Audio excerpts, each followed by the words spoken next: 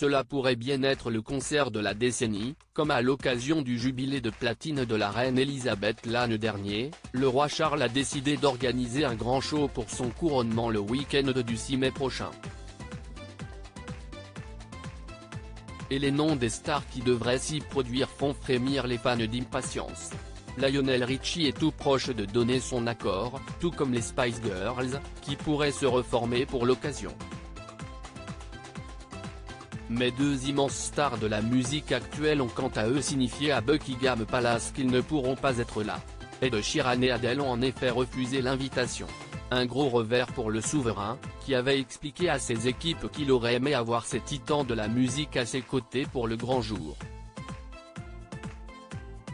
Il faut dire que le chanteur aux cheveux roux, qui avait été présent pour le jubilé, a une bonne excuse, il doit se produire en concert au Texas la veille du week-end du couronnement, ce qui rend les choses trop compliquées. Même si, selon le Daily Mail, des sources proches auraient admis qu'un trajet de 9 heures d'avion en jet privé était possible et que Sheeran l'avait déjà fait. Adele, quant à elle, doit finir ses shows à Las Vegas, où elle est en résidence, le 25 mars et n'a pas d'autre engagement prévu officiellement. Cependant, la chanteuse vit désormais aux États-Unis avec son fils Angelo, 10 ans, et son nouveau compagnon, l'agent sportif Rich Paul, et n'a peut-être pas envie de rentrer à Windsor pour un week-end seulement. Harry Styles? Paul McCartney? Alors désormais, qui pour se produire sur scène devant des millions de Britanniques? Les équipes du roi Charles III compteraient sur Harry Styles, l'une des plus grandes stars du monde actuellement, qui n'a pas encore répondu à l'invitation. Les anciens membres du groupe Queen pourraient également être invités, tout comme Paul McCartney ou les Rolling Stones, légendes de la musique britannique.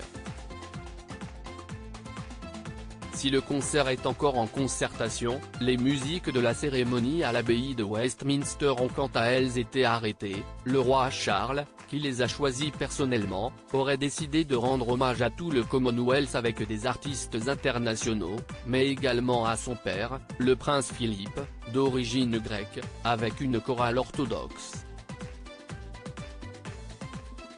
Pour les invités, chefs d'État et têtes couronnées sont attendus à Londres, ainsi que la famille royale dans son ensemble. Ou presque, le prince Harry et Meghan Markle, isolés aux États-Unis depuis fin 2019 n'ont pas encore donné leur réponse.